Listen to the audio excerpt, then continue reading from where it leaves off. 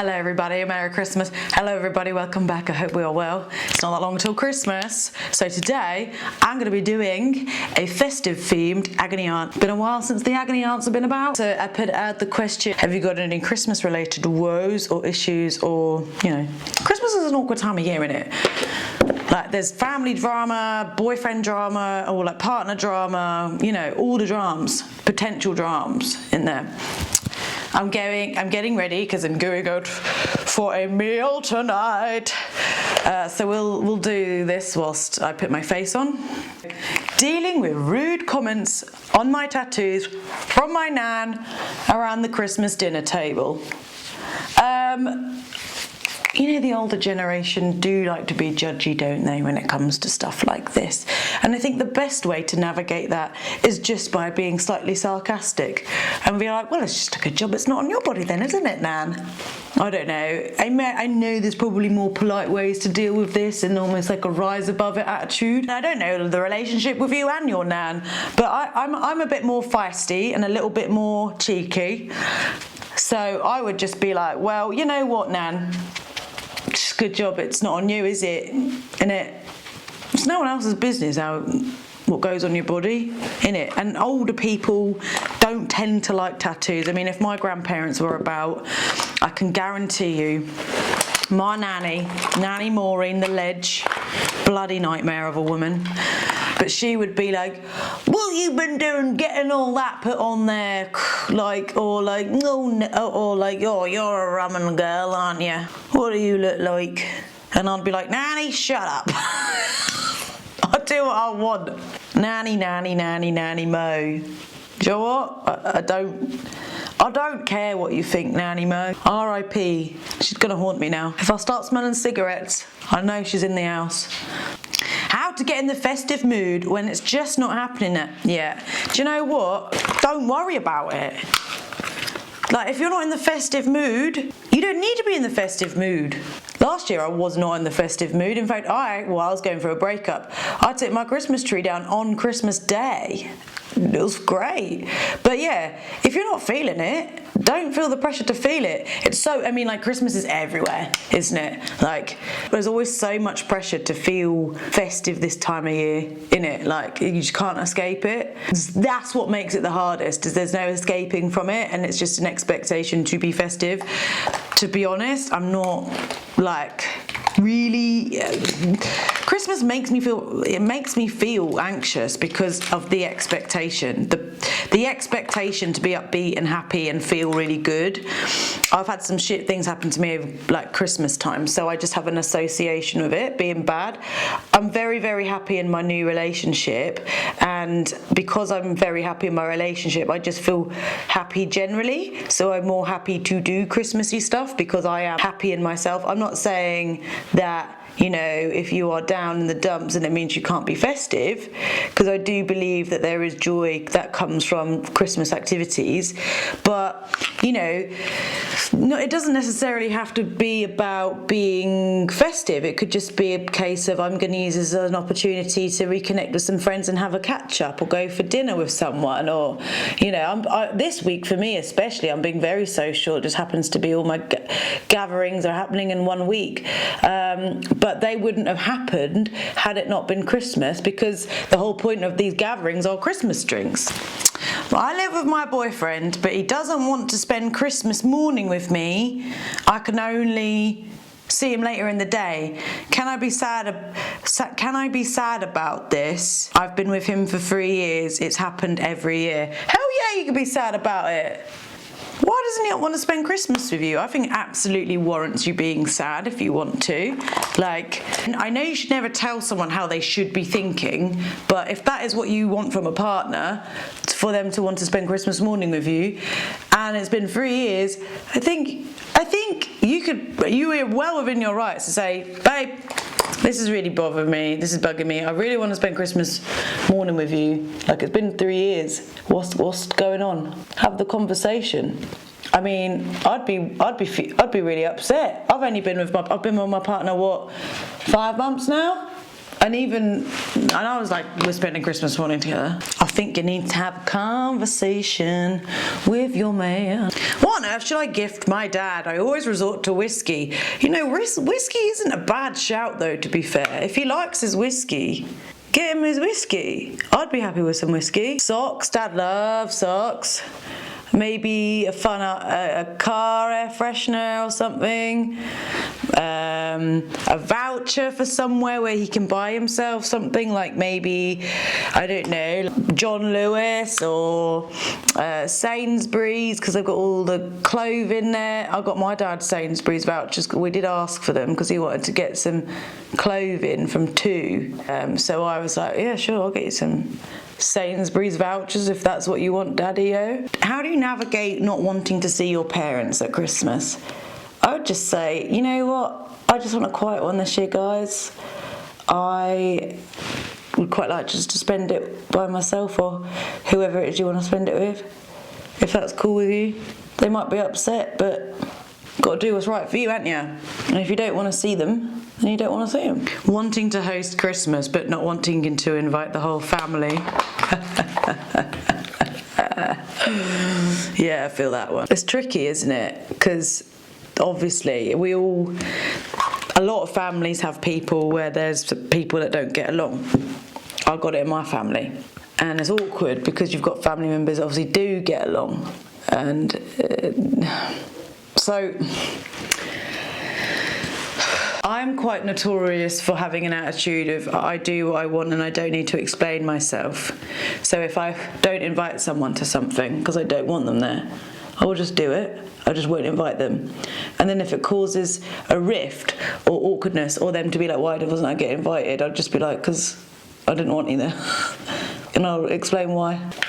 Because, like, especially if you have, like, complicated relationships with people. But also, I don't think you're alone in, like, that situation. I think that happens quite a lot. If they kick off to your face, then deal with it. If they don't kick off to your face and behind your back, you're none the wiser.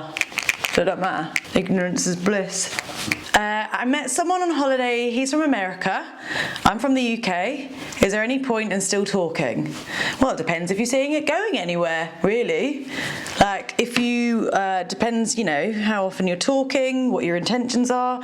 With long distance, I think there needs to be a little bit more, like, communication in terms of intention, because it's a lot harder to maintain that. So I think with long distance stuff, you know, conversation needs to come up a bit more, because it's a commitment, isn't it? Like, and it's a commitment, you know, you're waiting around for someone because they're obviously not there, so, and you're kind of stopping yourself from meeting someone like locally who you can see on the regs and obviously have intimate time with, you know. And obviously then if you start paying or saving up to see each other, that's also a thing. So I think the question just needs to be asked, like, where do you see this going? Do you see this turning into anything serious? Can you do long distance? Dealing with gift guilt. My budget only allows stocking filler type gifts. The guilt is real. Do you know what? Christmas is the time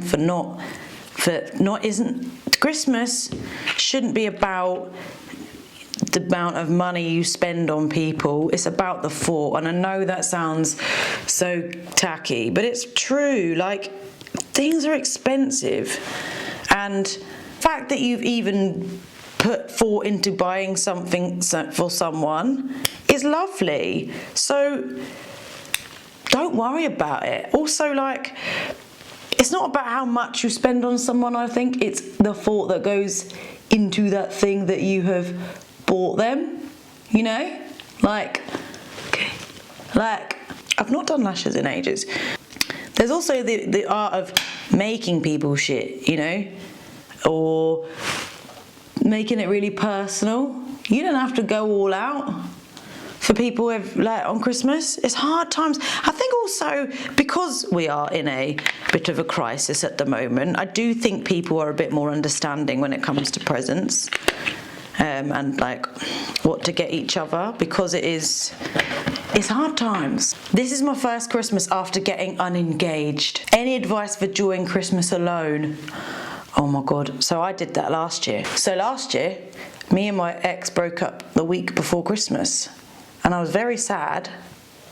I was more sad because I was feeling sorry for myself because it was Christmas and I was like, this is not how I planned my Christmas to be, and everyone else is with someone. It wasn't necessarily so much the breaking up, because that was so needed and we were ready for that, and no hard feelings, but we just weren't right for each other. So I couldn't be around people because I was like, look, I just need to feel my feelings and allow myself the space to feel my feelings without the added pressure of not like keeping my shit together just to make other people feel comfortable.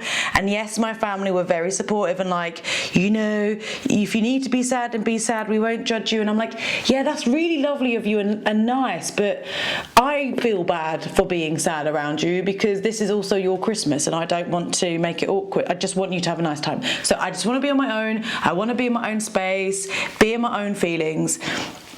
And what I did was I took my tree down.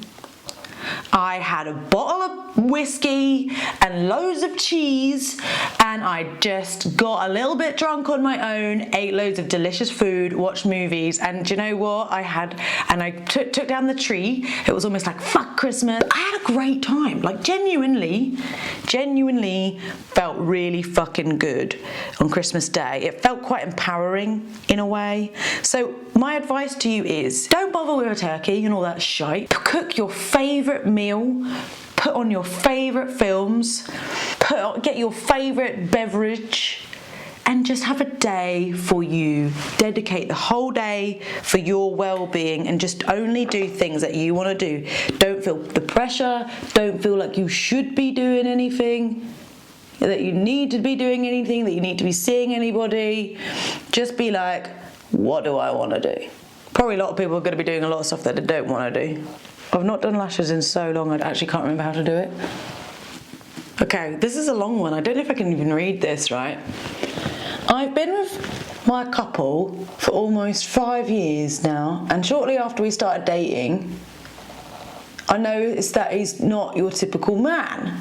Speaking about sex, I'm way more sexual than him. I'm the one that always starts looking for it. I'm in the dirty-minded, making spicy jokes. All of it. He doesn't. I stopped getting close to him after he rejected many times.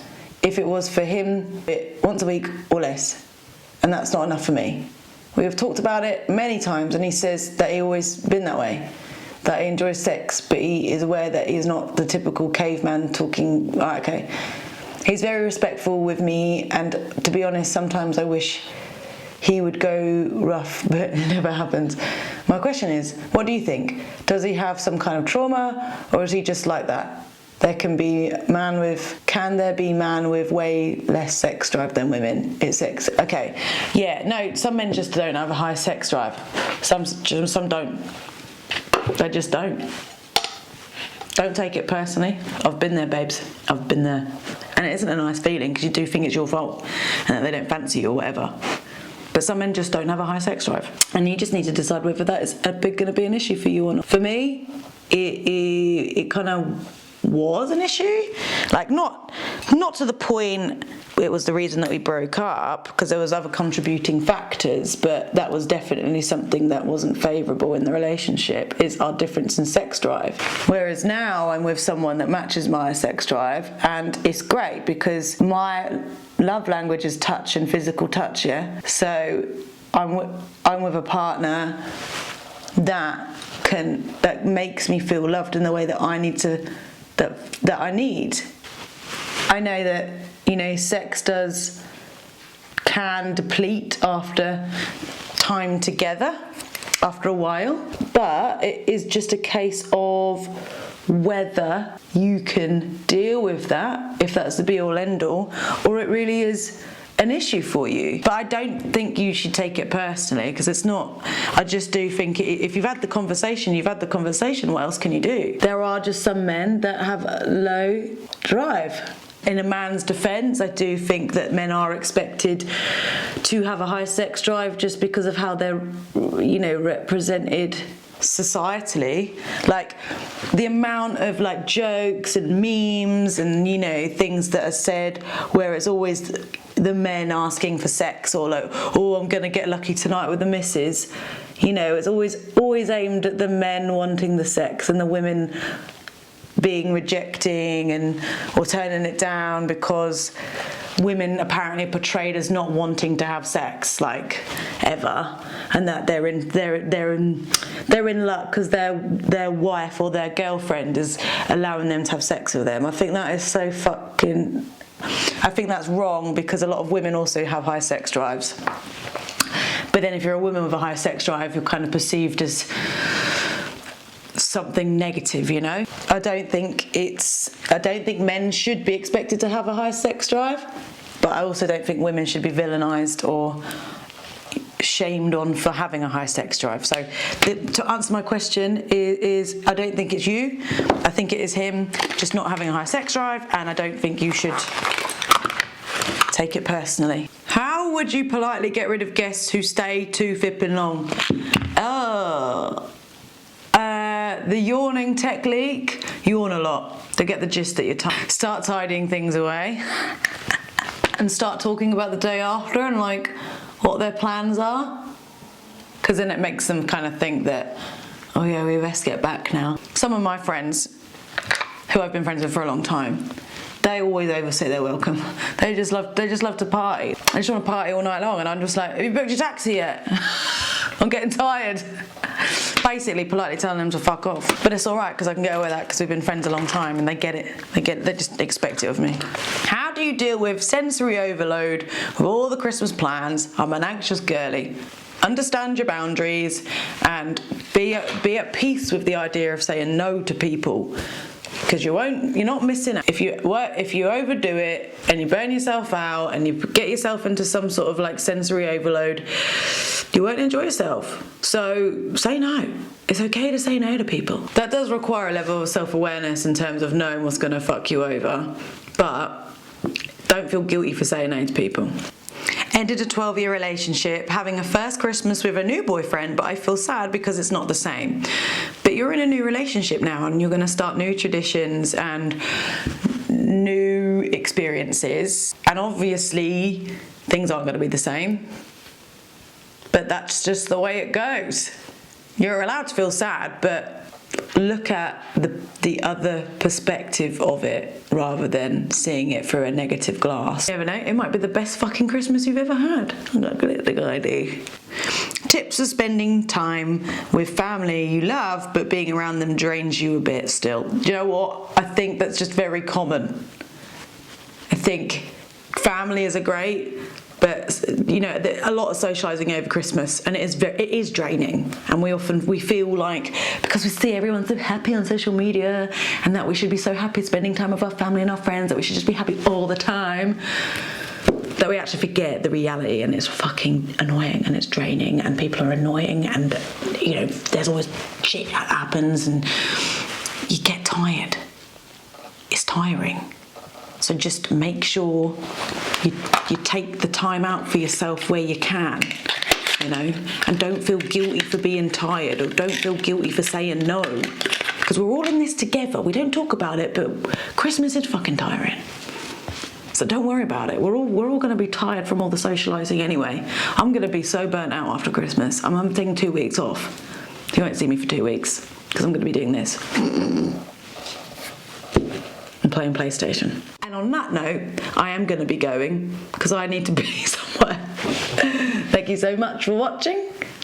Merry Christmas and Happy New Year. You'll see me before Christmas. Bye.